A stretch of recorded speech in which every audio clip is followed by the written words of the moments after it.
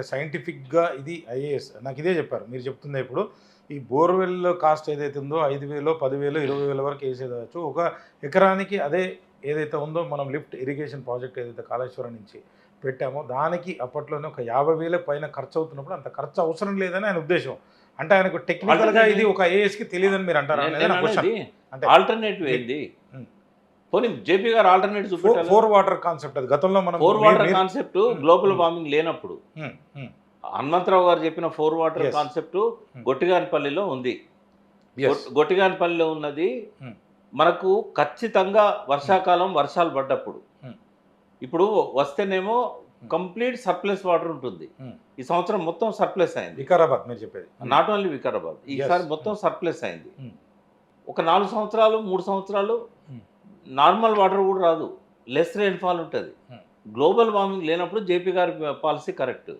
మనం నాశనం చేసుకున్నాం కదా ప్రకృతి కాంగ్రెస్ పార్టీలో ఉన్నారు అప్పుడైతే మర్రి శశిధర్ రెడ్డి గారు కూడా ఇదే దానిపైన మొన్న రీసెంట్గా ఇదే ఛానల్లో నేను అవుట్డేటెడ్ నాలెడ్జ్ నీకు ఒకటి చెప్పనా నేను అవుట్డేటెడ్ నాలెడ్జ్ ఎందుకంటే వారు డాక్టర్ కూడా ఇంకా నేను చదివిందే ఇంప్లిమెంట్ చేస్తానంటే కుదరదు ఎందుకంటే ఇప్పుడు 30 ఏళ్ళు ఆయన చదివి 50 ఏళ్ళు అయిందో 40 ఏళ్ళు అయిందో ఈజీగా ఇప్పుడు ఎవరు పట్టించుకోవట్లేదు ఆయన చదివిన సైన్స్ మెడికల్ సైన్స్ని ఇప్పుడంతా గట్ మీద లివర్ మీద అక్కడ నుంచి స్టార్ట్ అవుతున్నాయి రోగాలు ఎక్కడ స్టార్ట్ అవుతున్నాయి ఇంతకుముందు మోకాలు చిప్ప అరిగిపోయిందంటే గుర్రాడి దగ్గర పోయి మోకాలు చిప్ప వేసుకున్నట్లు ఇప్పుడు మోకాలు చిప్పకు అది కారణం కాదు సినోవియల్ ఫ్లూయిడ్ అని చెప్పేసి లివర్ నుంచి అక్కడికి పోవాలి అది పోకపోవడం వల్ల కాట్లేదు అరిగిపోతా ఉంది దాన్ని మళ్ళీ ఆ బ్లాక్ తొలగించి మళ్ళీ పంపించగలిగితే ఆ చిప్ అక్కర్లేదు అనే నాలెడ్జ్ ఇప్పుడు పెరిగింది ఇప్పుడు డయాబెటిక్ ప్యాంక్రియాస్ కాదు ఇక్కడ లివర్ కారణం అవుతుంది ముందు దాన్ని కరెక్ట్ చేయాలనే ఆలోచన వచ్చింది హార్ట్ అటాక్స్ కైనా కొలెస్ట్రాల్ కైనా బ్రెయిన్ లో ఉన్న ట్యూమర్స్ కైనా గట్ ఇంపార్టెంట్ అనేది ఎప్పటిదో అవుట్డేటెడ్ నాలెడ్జ్ పట్టుకుంటే ఎట్లా ఇప్పుడు ఆయన చదివినప్పుడు ఆయన గొప్ప డాక్టర్ కానీ ఇప్పుడు కాదు ఇప్పుడు ఆ వైద్యాన్ని ఇప్పుడు ఫాలో అయితే సైడ్ ఎఫెక్ట్లతో జనం చచ్చిపోతున్నారు నీ పెట్ స్కాన్ అదేంటి చెప్తాను పెట్ స్కాన్ బయాప్సీ చూసి క్యాన్సర్ అని చెప్తున్నారు 99% అవి క్యాన్సరే కాదు బ్లడ్ రిపోర్ట్స్ చదవరాదు ఇక్కడ సైన్స్ కి నేను డాక్టర్లు అంటలేను వాళ్ళు నేర్చుకున్న విద్యకు బ్లడ్ రిపోర్ట్ ఎలా చదవాలో నేర్పరు లివర్ మీద పిహెచ్డి చేసిన ఒక్కరిని చూపెట్టిన భారతదేశంలో ఒక్కరిని నేను చాలా మంది గ్యాస్ట్రోఎంట్రాలజిస్ట్ అడిగిన లివర్ మీద పిహెచ్డి చేసిన వాళ్ళు ఒక్కరు ఉన్నారా అని ఎందుకంటే ఆ ఒక్కరుంటే నేను పోయి కాలు మొక్కుతాను ఎందుకంటే ఆ వ్యక్తికి ఉన్న నాలెడ్జ్ ఇంకా ఈ సూపర్ సైన్స్ అక్కర్లేదు సూపర్ స్పెషాలిటీలు అక్కర్లేదు లివర్ మీద కనుక పిహెచ్డీలు ఇవ్వమని చెప్పండి 100 మందిని డాక్టర్లకు పిహెచ్డీలు ఇవ్వమనండి చదివించి ఈ సూపర్ స్పెషాలిటీలు ఉండవు ఇంకా ఎప్పుడో అవుట్డేటెడ్ అది ఫార్మా వల్ల లాభాల కోసం తయారైన మెడికల్ సైన్స్ని ఇవాళ మనల్ని చంపడానికి ఉపయోగిస్తున్నారు స్టీరాయిడ్స్ ఇచ్చి సాగుకొడుతున్నారు నేను అనేది ఏంటంటే అది పెద్ద సైన్స్ ఇప్పుడు నీళ్ళల్లో కూడా 4 గొట్టెగారిపల్లిలో అనుసరించిన విధానం ఏదైతే ఉన్నదో అది కంటిన్యూగా వర్షాలు పడ్డప్పుడు ఇప్పుడు ఈ వర్షాలే పడతలేవు కదా ఎక్కడి నుంచి స్టార్ట్ కావాలి మనం ఫస్ట్ ఇది కనుక అమలు చేయాలి జేపీ గారు చెప్పింది 100% కరెక్ట్ చతుర్విధ జల సంరక్షణ నువ్వు జలాలు లేవన్నప్పుడు సంరక్షణ ఎక్కడ చెప్తావు అంటే ఈ జల సంరక్షణ స్టార్ట్ కావాలి ప్రాజెక్ట్ కట్టినప్పటి నుంచి 4-5 సంవత్సరాల్లో ఎంత వాటర్ ని మనం డ్రా చేసాం అనేది ఇంకో ప్రశ్న ఎక్కడికో పోయినావు నువ్వు నేను అనేది ఏంటంటే చతుర్విధ జల సంరక్షణ గురించి చెప్తా కాన్సెప్ట్ 100% కరెక్ట్ మానవ జాతి చరిత్రలో ఈ 50 ఏళ్ళు వదిలిపెడితే మొత్తం దాని మీదే ఆధారపడి నడిచింది నేను జేపీ గారు అన్నదాన్ని తప్పడతలేను ఇవాళ ఉన్న వర్తమాన పరిస్థితులకు అది వర్తించదు అంటున్నా అది వర్తించాలంటే ఏం చేయాలో కూడా చెప్తాను నేను చెప్పండి ఫస్ట్ ఏంటంటే సాయిల్ కన్జర్వేషన్ చేయాలి ఎక్కడైతే వర్షం పడుతుందో ఆ వర్షం పడ్డ ప్లేస్లో సాయిల్ కన్జర్వేషన్ చేయాలి జీరో ఆర్డర్ అంటాం అక్కడ నుంచి అంటే మట్టి కొట్టుకపోకుండా ఆ నీళ్లు భూమిలో ఇంకేటట్టు చేయాలి అక్కడ నుంచి స్ట్రీమ్స్కి వచ్చేటట్టు చేయాలి వర్షం పడాలంటే ఫస్ట్ ఏం చేయాలి అక్కడ గ్రీనరీ డెవలప్ చేయాలి సేమ్ ప్రాసెస్ నువ్వు గ్రీనరీ లేకుండా చతుర్విధ జల ప్రక్రియ అంటే ఒక పక్కన ఆకాశ నదులు వస్తున్నాయి వారిని అడగండి అట్మాస్ఫియరిక్ రెయిన్స్ ఏంటంటే చైనాలో తయారైన మేఘాల మీద వాటర్ స్టోర్ అయ్యి కాలిఫోర్నియాలో కెనడాలో కురుస్తున్నాయి అంటే పరిస్థితి వెనకట్లాగా లేదు అప్డేట్ కావాలి ఒక డాక్టర్ అయినా ఒక ప్రకృతి ప్రేమికుడైనా పర్యావరణవేత్త అయినా అప్డేట్ కాకపోతే గ్లోబల్ వార్మింగ్ పైన స్టడీ సరిగా లేదంటారా ఏం చెప్తున్నారు మీరు స్టడీ జరిగేది జరుగుతూ ఉంది రీసెర్చ్ పుస్తకాల్లో ఉన్నది యునైటెడ్ నేషన్స్ రికార్డ్స్లో ఉన్నది ట్రంప్ అమలు చేస్తలేడు మోడీ అమలు చేస్తలేడు చైనా అమలు చేస్తలేదు కనీసం మనం దాని గురించి తెలుసుకోవాలన్నా మనం మాట్లాడితే బాగుంటుందని. ఇవాళ ఉన్న పరిస్థితిని బట్టి ఏం చేయాలన్నది ఆలోచించాలి కానీ మా తాతల కాలంలో ఎట్లుండే అట్లే నడవాలంటే నడుస్తుందా? నేను అనేది ఏంటంటే ఇవాళ ఉన్న సిచ్యువేషన్ ఇది. ఇందాక నేను ఎంతసేపు చెప్పాను, నేను వలసల గురించి చెప్పాను, ఆత్మహత్యల గురించి చెప్పాను, ఎన్కౌంటర్లు చనిపోయేటోళ్ళ గురించి చెప్పాను. ఉత్తర తెలంగాణ ప్రజలు ఇంత ఘోరమైన పరిస్థితుల్లోకి ఎందుకు నెట్టబడుతున్నారు? కాగజ్ నగర్లో రికార్డు ఉంది. ఉద్యోగాలు పోయిన వాళ్ళు వాళ్ళ ఆఖరకు మహిళలు పుట్టబోసుకోవడానికి వ్యభిచార వృత్తిలోకి దిగిన సంఘటనలు పేపర్లలో వచ్చాయి. ఎందుకు ఈ దౌర్భాగ్యం తెలంగాణకు? అది ఆలోచించి ఇయ్యాలున్న పరిస్థితులలో నీళ్లు పైన లేవు. వారికి తెలుసో తెలియదో శ్రీరామ్ సాగర్ పైన 400 బ్యారేజీలు కట్టారు. ప్రధానమైన గోదావరి మీద 13 బ్యారేజీలు కట్టారు. ఇవన్నీ కూడా కేసీఆర్ గారు అసెంబ్లీలో పవర్ పాయింట్ ప్రజెంటేషన్లు చూపించారు. ఒకసారి వారిని చూడమనండి. వారు చూస్తే ఏమైందంటే గత్యంతరం లేని పరిస్థితుల్నే ప్రకృతికి విరుద్ధంగా నీళ్లను పైకి నడిపించి పైకి తీసుకొస్తున్నాం. ప్రకృతికి విరుద్ధంగా ఎందుకు పోవాల్సి వస్తుంది? ప్రకృతి ఫెయిల్ అయింది కాబట్టి. ఇంకా వేరే దిక్కు లేదు తెలంగాణకు. ఇప్పుడు 968 టీఎంసీలు ఆల్రెడీ అలొకేట్ చేసినవి ఉన్నాయి. మా వాటా అది కాదు.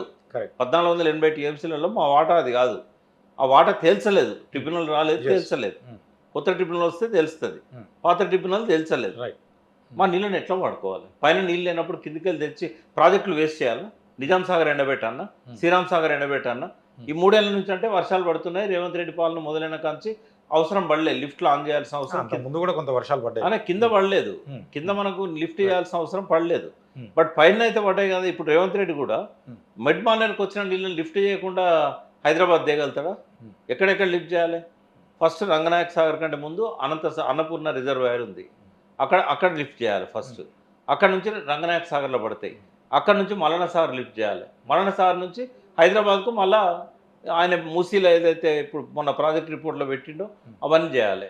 అప్పుడు కేటీఆర్ గారేమో కేసీఆర్ గారు చెప్పింది ఏంది? కొండపోచమ్మ సాగర్కి ఎట్లాగో లిఫ్ట్ చేస్తున్నాం. అక్కడ నుంచి హైదరాబాద్కి అయితే దగ్గర ఉంటుంది. కొన్ని లిఫ్ట్లు మనకు సేవ్ అవుతాయి. అక్కడ నుంచి మనకేంటంటే తక్కువలో అవుతుంది, ఒక 2000 కోట్ల లోపల అవుతుందని చెప్పారు. ఈయనేమో ఇప్పుడు 7000 కోట్లు చేశారు. మీకు సార్ అంటే మీలాంటి వాళ్ళకి ఇది టెక్నికల్ క్వశ్చన్ కాకపోవచ్చు. అంటే జేపీ గారికి కొద్దిసేపు మీరు అన్నట్టు, నేను కాదు, జేపీ గారిని ఒకటే అడుగుతాను. అదే ఒక్క మాట అర్థం కాలేదని అనుకోవచ్చు, కానీ ఇదే కాంగ్రెస్ పార్టీ అట్లనే అంటుంది, బీజేపీ అదే అంటుంది. ఎందుకని ఇట్లా అంటే జనాలు కన్ఫ్యూజన్ లో ఉన్నారు ఇప్పుడు. వాళ్ళకేమో దురుద్దేశాలు ఉన్నాయి, జేపీ గారికి దురుద్దేశాలు లేవు. వాళ్ళు రాజకీయ అవసరం కోసం తెలిసినా తెలియనట్టు నటిస్తారు, నిద్ర నటిస్తూ ఉంటారు. వాళ్ళ గురించి నేను మాట్లాడట్లేదు.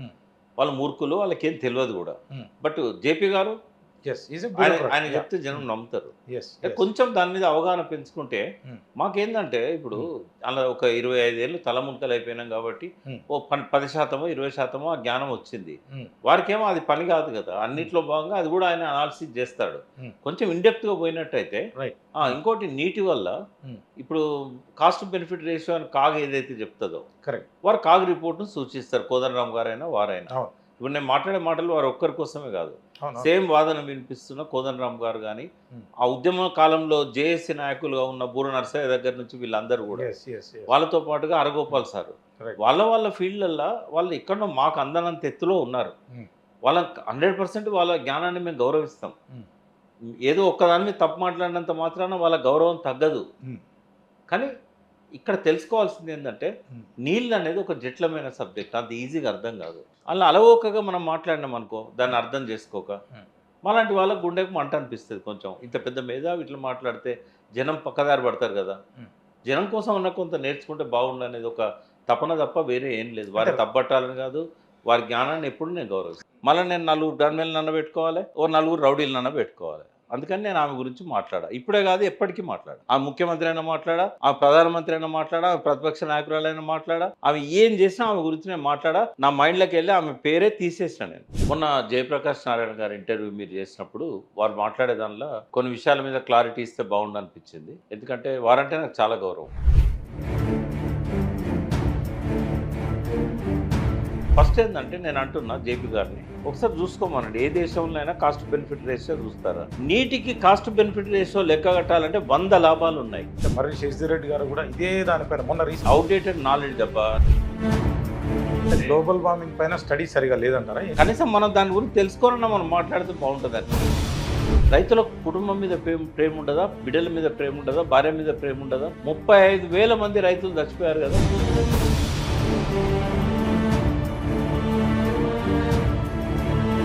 అంటే ఇదంతా నీళ్లు లేకనే కదా, పంటలు పండితే ఎందుకు పోతారు?